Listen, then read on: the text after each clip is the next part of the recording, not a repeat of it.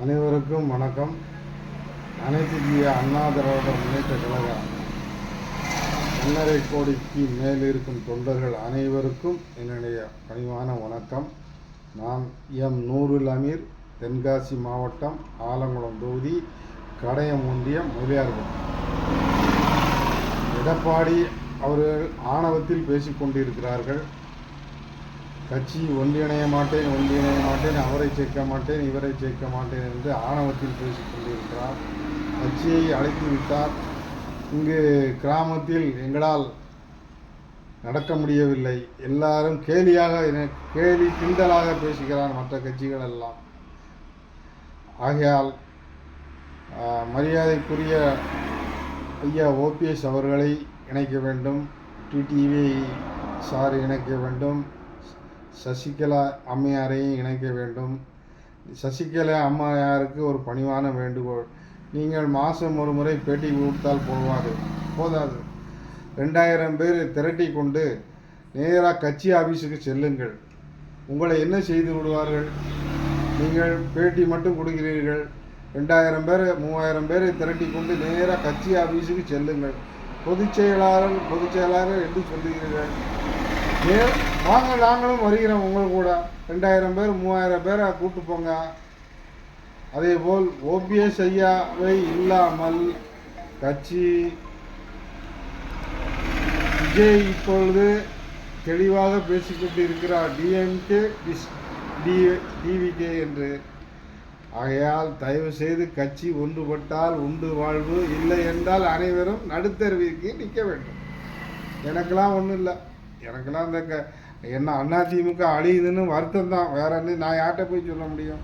நான் ஒரு சாதாரண தொண்டன். ஆனால் சிட்டியில் உள்ளவர்கள் ஒரு 10 பேர் எடப்பாடி, இதுக்கு முக்கிய காரணமே KP முனுசாமி தான் காரணம். KP முனுசாமி, தங்கமணி போன்றவர்கள் தான் இதற்கு காரணம். எடப்பாடி பழனிசாமியை தூண்டிவிட்டு கட்சி ஒன்று சேராமல் நாசமளிக்கிறார்கள். தயவு செய்து மாண்புமிகு முதலமைச்சர் அவர்களுக்கு ஒரு பணிவான வேண்டுகோள்.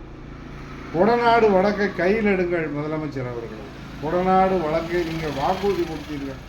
மீண்டும் உங்களை மக்கள் நம்ப வேண்டும் என்றால் புரட்சி தலைவி அம்மா அவர்களுக்கு நீங்கள் வாக்குறுதி கொடுத்தீர்கள். தேர்தலில் நீங்கள் கொடநாடு வழக்கை கையில் எடுப்பீர்கள் என்று நான் நம்புகிறேன். விரைவில் இந்த அமைச்சர்களை எல்லாம் பிடித்து, முன்னாள் அமைச்சர்களெல்லாம் பிடித்து தயவு செய்து அவர்கள் மீது உள்ளே அடைங்கள். ஜெயிலில் எவெல்லாம் கொள்ளையடித்தானோ, அந்த 4.5 வருஷத்தில் எடப்பாடி அரசு ஆட்சியில் 4.5 வருஷம் எவெல்லாம் 2 அமைச்சர்லாம் கொள்ளையடித்தானோ அவனெல்லாம் பிடிச்சி உள்ளே அடைங்க. அப்போ தான் உங்களுக்கு மத்தியில் மக்கள் மேலே நம்புவாங்க. ஏற்கனவே இப்போ திமுகவும் நீங்களும் அண்டர்ஸ்டாண்டிங் இருக்குன்னு மக்கள் பேசிக்கிட்டு இருக்காங்க. அது உண்மையாயிரும். மாண்புமிகு முதலமைச்சருக்கு நான் பணிவாக கேட்குறேன், கொடநாடு வழக்கை கையில் எடுங்க. இந்த அமைச்சர் மேலே போட்ட வழக்கையெல்லாம் தூசி தட்டி எடுத்து அவங்களெல்லாம் நீங்கள் சிறைக்குள்ளே தள்ளுங்க. மாண்புமிகு முதலமைச்சருக்கு நான் பணிவாக கேட்குறேன். நீங்கள் மக்களுக்கு கொடுத்த கோரிக்கை அது. நீங்கள் செஞ்சீங்கன்னா உண்மையிலே உங்களை மக்கள் பாராட்டுவாங்க. ஆகையால் கட்சி ஒன்றுபட வேண்டும். எடப்பாடி நிச்சயமாக ஒன்றுபட மாட்டார். அவருக்கு ஆட்சி தேவையில்லைன்ட்டார். ஆட்சி வேண்டாம், எனக்கு ஒன்றும் வேண்டாம், எனக்கு கட்சி பதவி, சொத்து, பணம் இருந்தால் போதும், தலைமைச் செயலாளர் இருந்தால் போதுன்ட்டார். அதனால் மீண்டும் அதிமுக வருவது மாதிரி எனக்கு தெரியும், நம்பிக்கை இல்லை. நான் நம்பிக்கை இழந்துட்டேன். என்னை போல கோடான கோடி தொண்டர்கள்லாம் நம்பிக்கை இழந்துட்டோம். இனிமேல் கட்சி எடப்பாடி ஒரே முடிவில் இருக்கார். கட்சியெல்லாம் எனக்கெல்லாம் நம்பிக்கை 99% இந்த கட்சி இணையிற மாதிரி வாய்ப்பு இல்லை. அதனால் மீண்டும் திமுக தான் வரும். அதனால் முதலமைச்சர் அவர்களே, நீங்கள் தயவு கூர்ந்து இவங்களெல்லாம் இந்த களவாணி திருட்டு பயல்களெல்லாம் எல்லாத்தையும் எவன் கொள்ளையடித்தானோ அவனெல்லாம் தூக்கி உள்ளே வைங்க. மேலும் உங்களுக்கு மக்கள் மத்தியில் செல்வாக்கு ஏறும். இதை நீங்கள் செய்வீர்கள் என்று நான் நம்புகிறேன். மீண்டும் நீங்கள் தான் ஆட்சிக்கு வர போகிறீங்கிறது எனக்கு நல்லா தெரியுது, மக்கள் மனசில் தெரியுது. ஏன்னா எடப்பாடி பழனிசாமி இருக்க வர மக்கள் ஓட்டு போட மாட்டாங்க. ஏன்னா கொடநாடு கொள்ளை வழக்கில் சம்மந்தப்பட்ட அதனால் ஓட்டு போட மாட்டாங்க. நீங்கள் தான் திரும்ப ஆட்சிக்கு வருவீங்கன்னு நான் நம்புகிறேன். மக்களும் அப்படி தான் நினைக்கிறாங்க.